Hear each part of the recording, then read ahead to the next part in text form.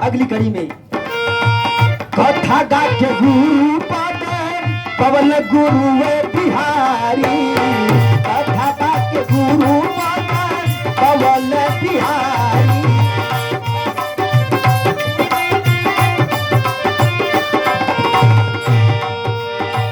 भक्ति गणेश रमन सूर्यचंद के फुलवारी,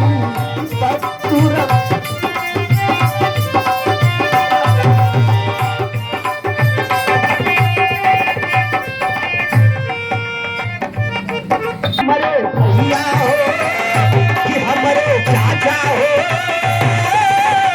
बजल कार ताल झनकार।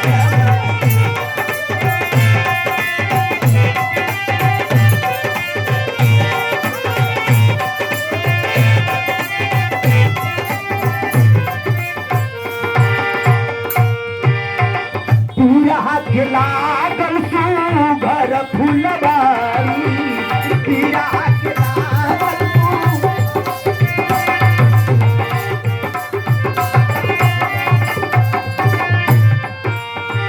आठ अखाड़ा बनल गुरु बिहारी, आठ अखाड़ा बनल।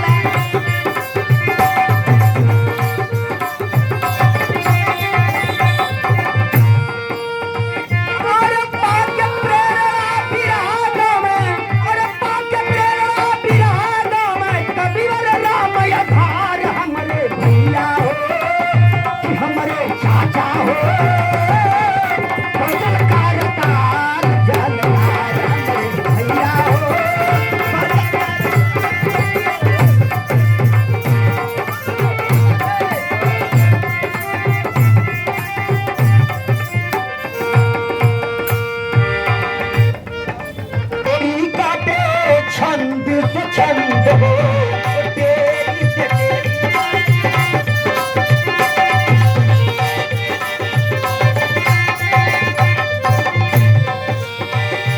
लेकिन हाई नया बिरहा में एक थे आवल है, नाचे नया आई तो बिरहा होई बंद हो।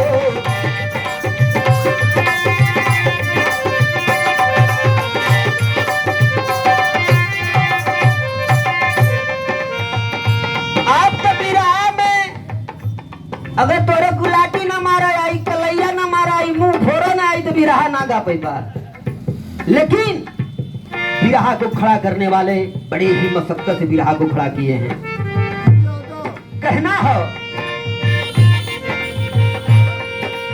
महाभारत रामायण गीता, अरे महाभारत रामायण गीता, ज्ञान बड़े रसधार हमारे भैया हो कि हमारे चाचा हो,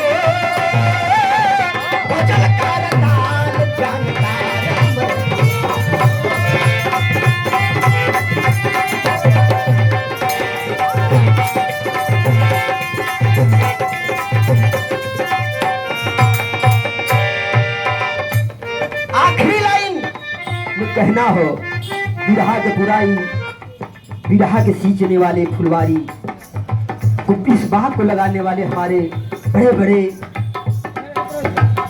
कवि हुए जो कि बिरहा को अपना ओढ़ना बिछौना समझ के बिरहा को सजाने का काम किए। मैं बिरहा के समाज सुनैया भैया लोग गणेश रामा देव के ठाट हो, गणेश रामा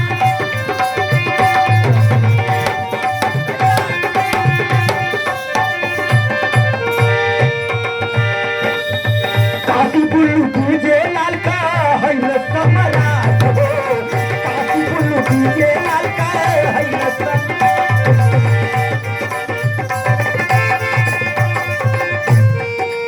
बड़े ही मेहनत करके बिरहा के बड़े बड़े सम्राट हमारे बड़े भैया नंदलाल रवि जी, बिरहा के सम्राट विजय लाल यादव जी, पुल्लू गुरु जी, रामदेव गुरु जी इस बिरहा को सींच करके यहाँ तक खड़ा किए। छन्नू भैया बस आप लोग को आशीर्वाद देते बनल रहे। आपका इला कलाकार बड़ा नहीं होना है भैया, कलाकार का लोग बड़ा होलन, छोड़ से ही आदमी बड़ा होला, बस आप लोग को आशीर्वाद बनल रहे। कहना है अरे गुरु गणेश रामा देव के ठाट हो,